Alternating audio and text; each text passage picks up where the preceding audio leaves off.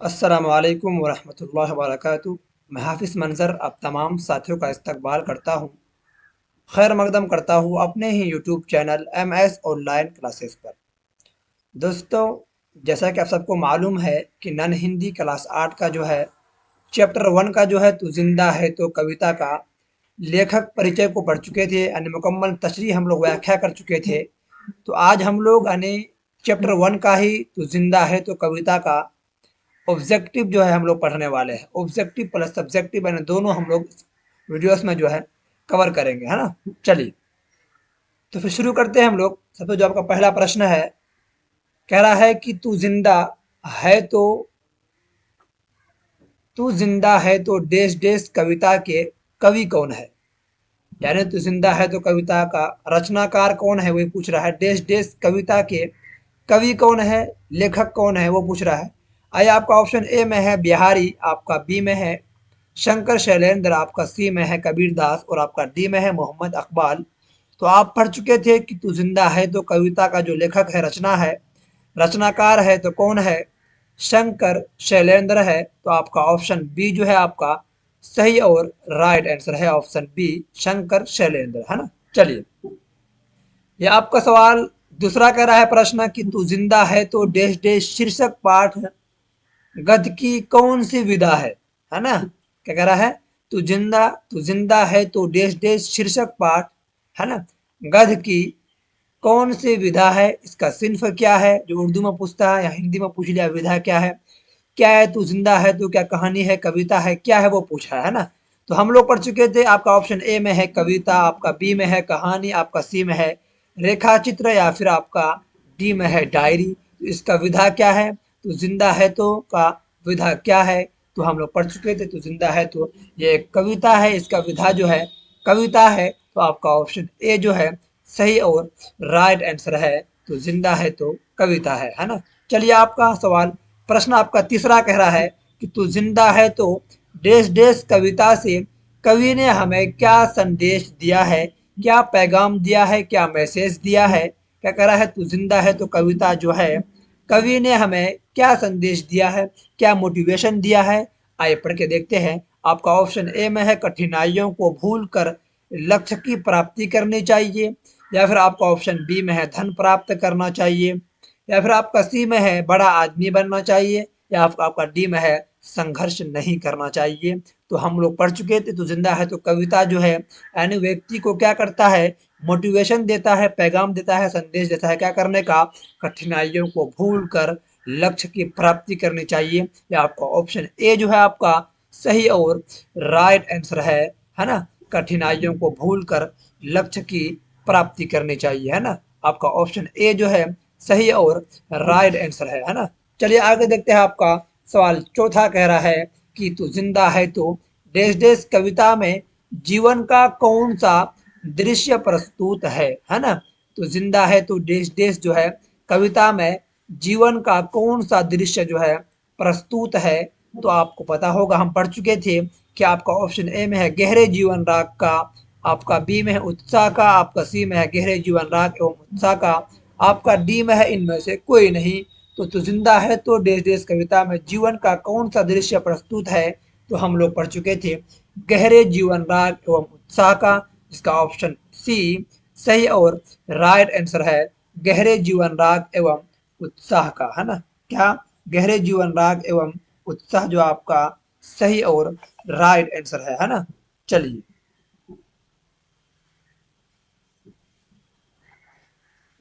आगे देखते हैं। आपका पांचवा प्रश्न कह रहा है कि तू जिंदा है तो देश देश कविता में कौन जीवन के किस पक्ष का वर्णन है ना। क्या बोला है, तू जिंदा है तो देश देश कविता में जीवन के किस पक्ष का वर्णन है। तो हम लोग पढ़ चुके थे, निराशावादी ए में है, आपका बी में है आशावादी, और आपका सी में है आपका क्या, प्रेरणावादी, और आपका डी में है साम्यवादी।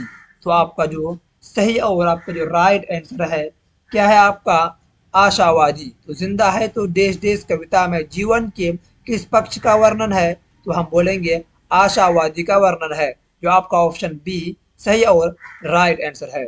चलिए आप आगे देखते हैं। आपका 6 नंबर प्रश्न कह रहा है कि बुरी है आग पेट की बुरे है दिल के दाग ये देश देश पंक्ति किस कविता का है ना। बुरी है आग पेट की, क्या कह रहा है, बुरी है आग पेट की, है ना, बुरी है आग पेट की, बुरे है दिल के दाग ये पंक्ति किस कविता की है। तो आपका ऑप्शन ए में है कर्मवीर, आपका बी में है बिहारी के दोहे, और आपका सी में है बच्चे की दुआ, और आपका डी में है तो जिंदा है तो हम पढ़ चुके थे पूरे कविता को जो है लाइन से, है ना। बुरी है आग पेट की, बुरी है दिल के दाग ये पंक्ति जो है किसका है, तो जिंदा है तो कविता का है। आपका ऑप्शन बी डी जो है सही और राइट आंसर है। चलिए आपका प्रश्न आपका सातवां कह रहा है कि तो जिंदा है तो देश देश कविता में हमारे कारवां को जो है किसका इंतजार था, क्या हमारे कारवां को जो है किसका इंतजार था। तो आइए आपका ऑप्शन ए में है रास्ता, बी में है घर, और आपका सी में है मंजिल, आपका डी में है महल, है ना। तो हम पढ़ चुके थे तो जिंदा है तो कविता का जो है क्या, है ना, कविता में हमारे कारवां को जो है किसका इंतजार है, तो पढ़ चुके थे कारवां का इंतजार है, यानी मंजिल का इंतजार है। आइए आपका ऑप्शन सी जो है सही और राइट आंसर है ना, हमारे कारवां को जो है मंजिलों का इंतजार है ना। चलिए आगे देखते हैं आपका सवाल आठवां कह रहा है कि क्या कह रहा है, तो जिंदा है तो देश है ना, तो जिंदा है तो, है ना, देश देश, है ना, कविता में कवि क्या गुजर जाने की बात कहते हैं, क्या, तो जिंदा है तो देश देश कविता में कवि क्या गुजर जाने की बात कहते हैं। आइए आपका ऑप्शन ए में है गीत संगीत, आपका बी में है कष्ट और जुल्म, आपका सी में है नाच गान, और आपका जो है डी में है क्या, सुबह और शाम, क्या है, सुबह और शाम। यह आपका आठवां जो आपका प्रश्न है इसका आपका उत्तर है, क्या है उत्तर आपका ऑप्शन बी जो है आपका सही और राइट आंसर है, कष्ट और जुल्म, क्या, कष्ट और जुल्म, है ना। चलिए आपका ऑप्शन बी जो है सही और राइट आंसर है, क्या, तो जिंदा है तो कविता की कवि क्या गुजर जाने की बात कहते हैं, कष्ट और जुल्म जो है गुजर जाने की बात कहते हैं, है ना।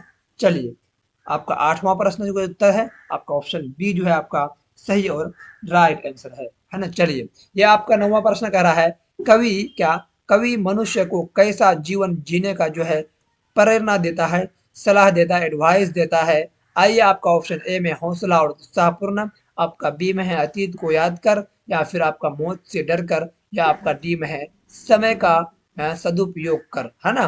तो कवि मनुष्य को जो है कैसा जीवन जीने का प्रेरणा देता है, तो हम पढ़ चुके थे हौसला और उत्साहपूर्ण, है ना। आपका ऑप्शन ए सही और राइट आंसर है, हौसला और उत्साहपूर्ण, है ना। चलिए यह आपका प्रश्न 10 कह रहा है कैसा व्यक्ति जिंदा माना जाता है, क्या, कैसा व्यक्ति जिंदा माना जाता है। आइए देखते हैं आपका ऑप्शन ए में है निराश रहित, आपका बी में है घमंडी, आपका सी में है स्वाभिमानी व्यक्ति, या आपका डी में है असली और कर्मण्य, क्या, तो क्या बोला है प्रश्न, कैसा व्यक्ति जिंदा माना जाता है, तो आपका जो है स्वाभिमानी व्यक्ति जो है जिंदा माना जाता है। तो आपका कहाँ है, आपका ऑप्शन सी में है आपका स्वाभिमानी व्यक्ति, या आपका ऑप्शन सी सही और राइट आंसर है, स्वाभिमानी व्यक्ति जो है ना, जिंदा माना जाता है। यह आपका 11वां क्वेश्चन कह रहा है, प्रश्न कह रहा है कवि शैलेंद्र तो जिंदा है तो देश देश कविता में, है ना, कविता में, है ना, देशवासियों को क्यों क्या संगठित होने की बात करते हैं, है ना, क्या, कवि शैलेंद्र तो जिंदा है तो कविता में, है ना, देशवासियों को क्यों संगठित होने होने की बात करते हैं।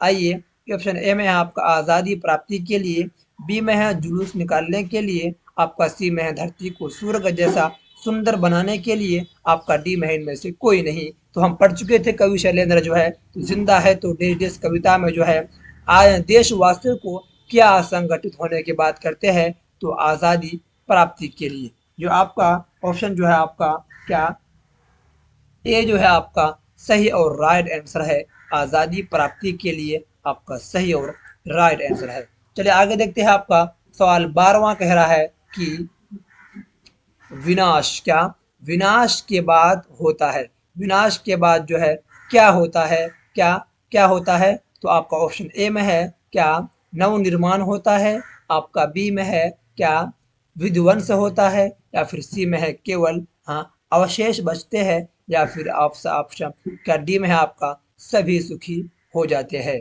तो आपका और क्या है आपका प्रश्न, विनाश के बाद क्या होता है? तो आपका ऑप्शन ए में जो है आपका नवनिर्माण होता है।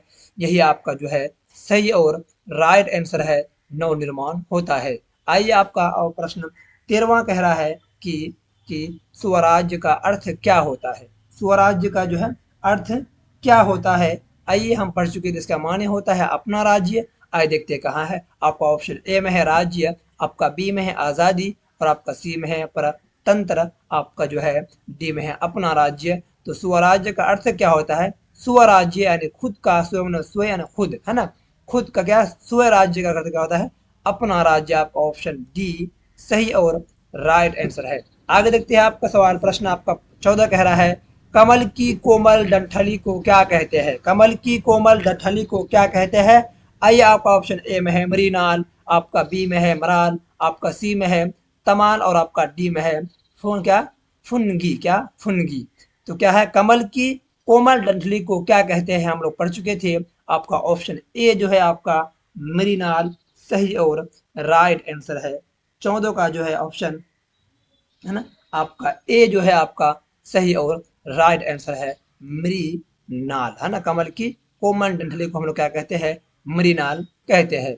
चलिए आगे देखते हैं आपका सवाल 15वां कह रहा है कि जमी के पेट में पली अगन पले है जलजले, टिक ना टिक सकेंगे भूख रोग के स्वराज्य। ये पंक्ति किस कविता का है? इसको भी हम लोग जो पढ़ करके व्याख्या कर चुके थे। एक एक कविता, एक एक पंक्ति को हम लोग पढ़ चुके थे, है ना, सुन चुके थे। आइए देखते हैं, जमी के पेट में पली अगन पले है जलजले, टिक ना टिक सकेंगे भूख रोग के स्वराज्य। ये पंक्ति किस कविता का है? आइए देखते हैं। आपका ऑप्शन ए में है ईदगाह, ये आपका बी में है कर्मवीर, आपका सी में है बाल गोविंद भगत, या आपका डी में है तू जिंदा है तू, है ना। तो हम लोग पढ़ चुके थे कि जमी के पेट में पली अगन पले है जलजले, टिक ना टिक सकेंगे भूख रोग के स्वराज्य। ये जो पंक्ति है, ये जो कविता है, ये आपका तू जिंदा है तो कविता से लिया गया है ना। तो आपका ऑप्शन डी जो है सही और राइट आंसर है, तो जिंदा है तो कविता, है ना। चलिए आगे देखते हैं आपका सवाल, प्रश्न कह रहा है 16 कह रहा है, नई सुबह के संग सदा तुझे मिली नई उम्र, है ना। नई सुबह के संग सदा तुझे मिली नई उम्र, ये पंक्ति किस शीर्षक कविता की है? आइए हम पढ़ चुके थे। आपका ऑप्शन ए में है कर्मवीर, आपका बी में है कबीर के पद, आपका सी में है बिहारी के दोहे, आपका डी में है तो जिंदा है तो, है ना। आइए, नई सुबह के संग सदा तुझे मिली है नई उम्र, ये पंक्ति जो है किससे लिया गया है, किस कविता से? तो जिंदा है तो कविता से लिया गया है। आपका ऑप्शन जो है डी सही और राइट आंसर है। चलिए आगे देखते हैं आपका सवाल 17 कह रहा है प्रश्न, तू आ मेरा श्रृंगार कर, तू आ मुझे हसीन कर, क्या? तू आ मेरा श्रृंगार कर, तू आ मुझे हसीन कर, यह पंक्ति किस शीर्षक कविता से, हाँ, कविता की है? आइए देखते हैं। बच्चे की दुआ ए में है, बी में है पीपल, आपका सी में है खुशबू रचते हाथ, आपका डी में है तू जिंदा है तो, है ना। तो हम पढ़ चुके थे, है ना, कविता को लाइन से, तू आ मेरा श्रृंगार कर, तू आ मुझे हसीन कर, यह पंक्ति जो है किस शीर्षक कविता के है? तो आप बोल दीजिएगा। तो जिंदा है तो कविता से लिया गया है। आपका ऑप्शन डी सही और राइट आंसर है। ये रहा आपका ऑब्जेक्टिव क्वेश्चन। कुल आपका जो है 17 ही थे। तो आप देखने वाले हैं हम लोग सब्जेक्टिव यानी वस्तुनिष्ठ प्रश्न, जो आप 2 नंबर में पूछे जाते हैं। आइए उसको भी हम लोग जो है देख लेते हैं क्या है। चलिए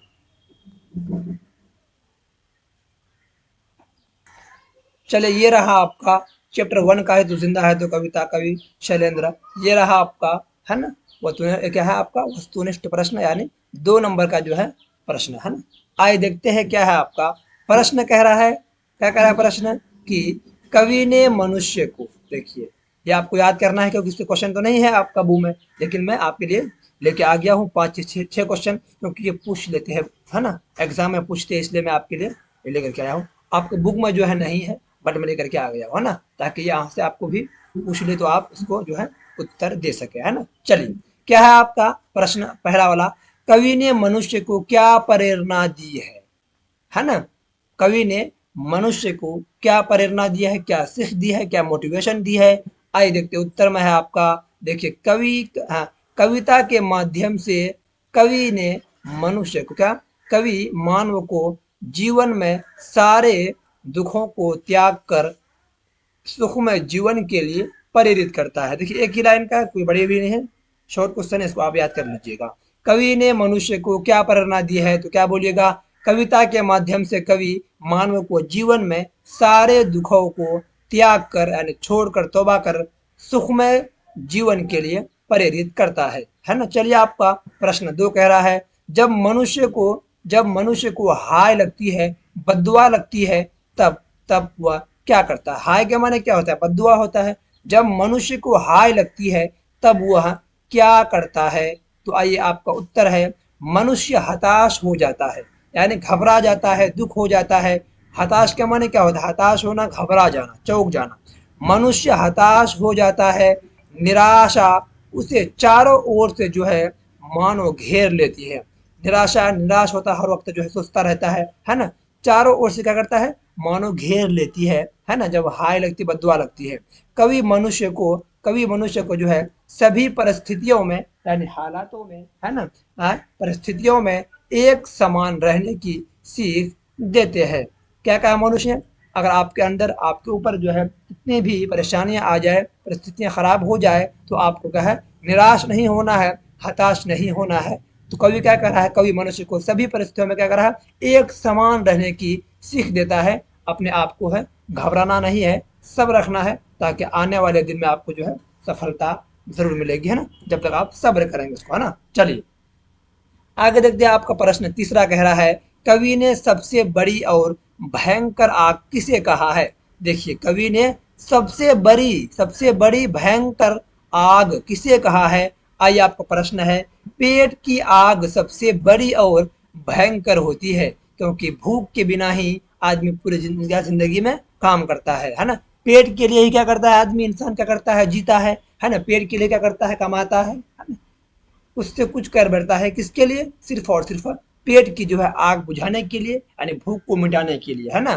तो पूरी दुनिया में जितने भी काम हो रहा है, किसके लिए हो रहा है, सिर्फ और सिर्फ जो है पेट की आग को बुझाने के लिए हो रहा है। इसलिए तो कहा है, कवि ने सबसे बड़ी भयंकर आग किसे कहा है, तो क्या बोला, पेट की आग, यानी पेट की जो भूख है सबसे बड़ी और भयंकर होती है। लेकिन जब ये ज्वाला यानी आग का रूप धारण कर लेता है, ज्वाला माने क्या होता है, आग होता है ना।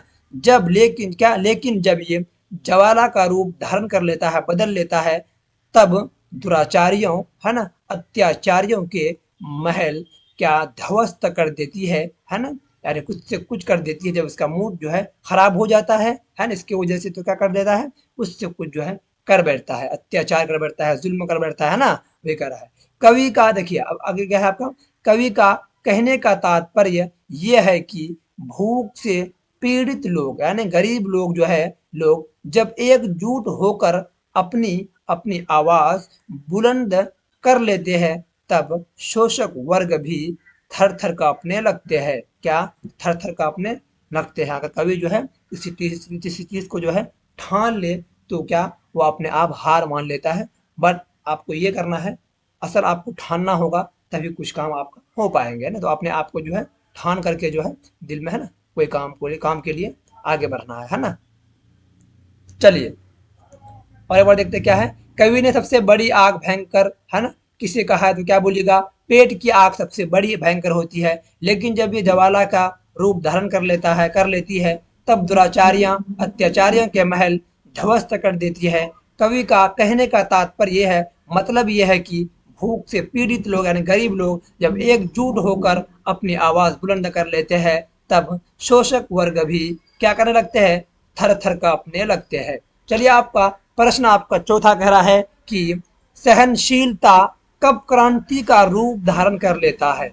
सहनशीलता क्या होता है, जब आदमी ज्यादा परेशान हो जाता है, यानी कब क्रांति का यानी इनकलाब का जो है कामयाबी का रूप धारण कर लेता है, वही पूछ रहा है। आई उत्तर है, जब जब अन्याय होता है, जुल्म होता है किसी मानव के ऊपर, जब अन्याय एवं अत्याचार अपनी सीमा को लांघ जाता है, जब किसी को जो है इतनी परेशानी आ जाती है, जो अपने आप को जो है टूट जाता है, तो क्या करता है, देखिए जब अन्याय यानी जुल्म अत्याचार अपनी सीमा को जो है लांघ जाता है, तब क्या करता है, तब सहनशीलता जो है क्रांति का रूप धारण कर लेता है, यानी कुछ से कुछ जो है मानव कर बैठता है। जब ज्यादा संघर्ष होता है, तो अपने आप को जो है ठान लेता है कुछ करने के लिए, उसके बाद वो कुछ कर बैठता है ना।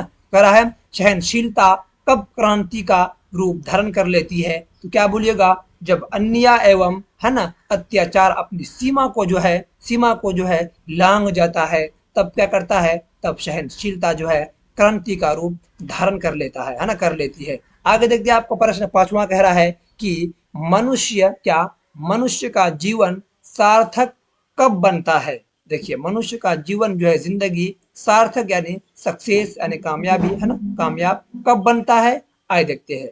उत्तर है आपका, जब मनुष्य अपने अपने कर्म पथ पर चलते हैं, है ना। अपने क्या वाला है, मनुष्य अपने कर्म पथ पर चलते हुए निरंतर के साथ यानी एक जुनून के साथ, एक लगन के साथ है ना, लक्ष्य की ओर अग्रसर होता है, अग्रसर होता है यानी बढ़ता है।